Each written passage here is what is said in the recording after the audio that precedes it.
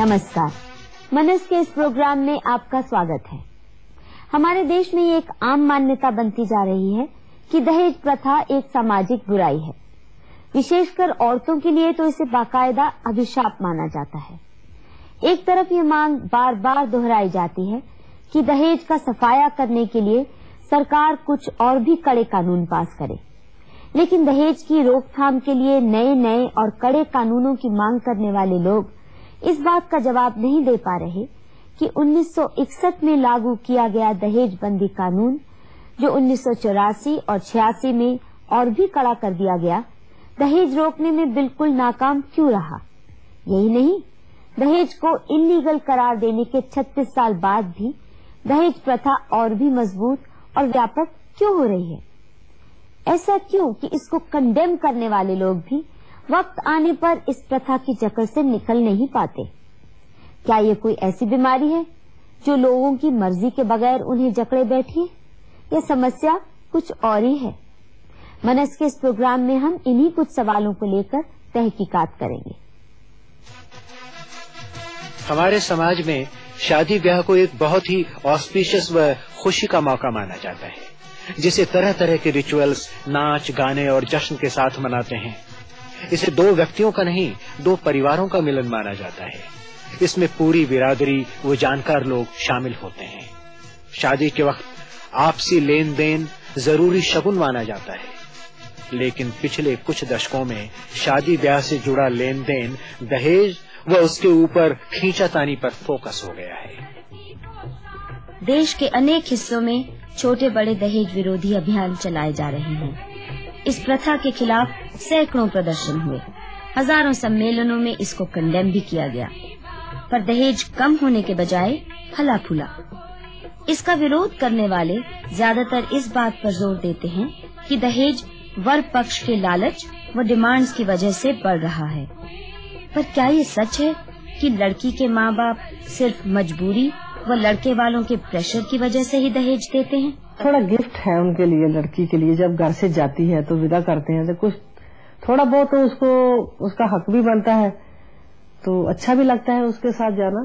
Compulsion नहीं होनी चाहिए और बिल्कुल जबरदस्ती बंद भी नहीं करना चाहिए। और एक नया परिवार बसाने के समय कुछ तो उनके पास रकम चाहिए या बर्तन चाहिए, कुछ एक नया घर के लिए जो ज्यादा, एक औरत जाने के बाद जो कुछ खर्चा ज्यादा होता है वो सब लेके वो चले जाएगी। गृहस्थी बसने में अच्छी सुविधा होगी। जब नए घर में जाती है ना, उसको थोड़ा झिझक होती है कि क्या कैसे मांगू किसी से। जो पहले था ना, तो अभी ऐसे चल रहा है, उनके दिमाग में रहा है कि मैं कुछ लेके आऊँ तो ज्यादा अच्छा लगेगा। पेरेंट्स ने दिया जो out of their love whatever they could give me, और as a gift and love, कितने साल they look after you, and then when you are married off, it is just a push they give you and to help you in your married life, जो उनको लगा कि एक घर setup करने में इनिशियली हेल्प होगा। दहेज इसलिए हम जरूरी मानते हैं क्योंकि हमारी बेटी ने जो है यहाँ उसका हक बनता है। वो इसलिए हक बनता है कि जो जमीन है वो हम अपने लड़कों को दे देते हैं, और लड़की को जो है दहेज के रूप में देना चाहते हैं कि इसको ज्यादा से ज्यादा जमीन के एवज में जो है वो धन मिले। दहेज जमीन के बदले में, जो जमीन लड़के को चली जाती है उसके बदले में जो है उसको लड़की को हम ज्यादा दहेज दे दें, जिससे जो है लड़की का गुजारा अच्छा चले।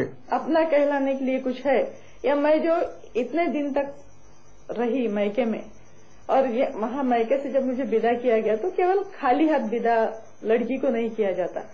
सच तो ये है कि बिना कुछ दिए शादी करना, बेटी को खाली हाथ विदा कर देना, लड़की वाले खुद का व लड़की का अपमान समझते हैं। स्वेच्छा से दिए गए सामान को तो ज्यादातर लोग दहेज मानते ही नहीं। हमारी कम्युनिटी में कोई लेन देन का कोई प्रणाली नहीं है। अच्छा, वैसे बनियों में अक्सर ज्यादा होता है, आपके नहीं है? ना, हमारे ज्ञाति में नहीं है। तो आपकी जब शादी हुई थी कितने साल पहले? 40 साल पहले। तो उस वक्त आपके माँ पिता ने आपको क्या दिया या नहीं दिया? दिया था, सोना दिया था 100 ग्राम जितना, और कपड़े, कुछ गहने, कुछ बर्तन। और अभी आपकी जैसे बेटी की शादी हुई? हाँ, तो मैंने भी दिया था। कितना दिया? नहीं, 100 ग्राम जितना सोना दिया, कपड़े दिए, गहने दिए, और जो सब कुछ दिए।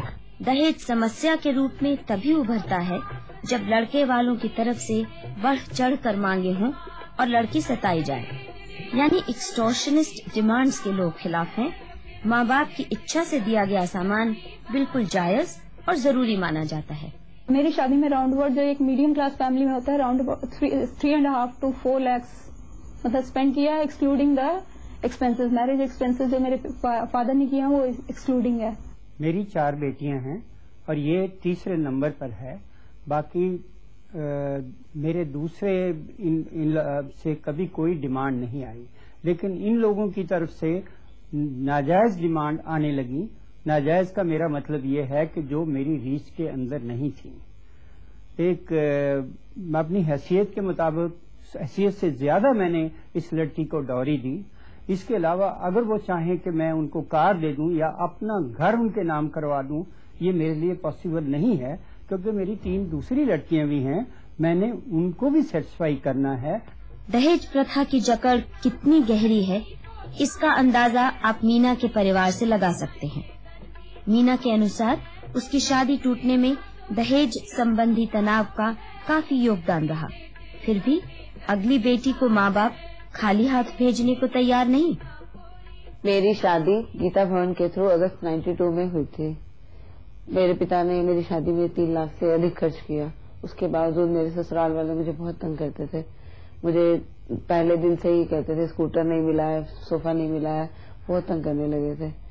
उसके बाद वहाँ मेरे को खाना भी ठीक से नहीं दे रहे थे, काम बहुत ज्यादा लेते थे और आगे और डेली मेंटली टॉर्चर बहुत करते थे। और हमने कर्जा उठाकर उस बेटी की शादी की थी। कर्जा उठाकर हमारी हिम्मत नहीं थी। फिर उसके बाद शादी करने के बाद उन्होंने जब घर गई तो उन्होंने डिमांड शुरू कर दी कि हमें दुकान लेकर दो, मकान लेकर दो, स्कूटर लेकर दो। हम दे नहीं पाए, इसलिए बेटी हमारी घर वापस आ गई। वो तो ठीक है, पर अब अगली के लिए वो कह रही है कि उसको कुछ नहीं देना चाहिए।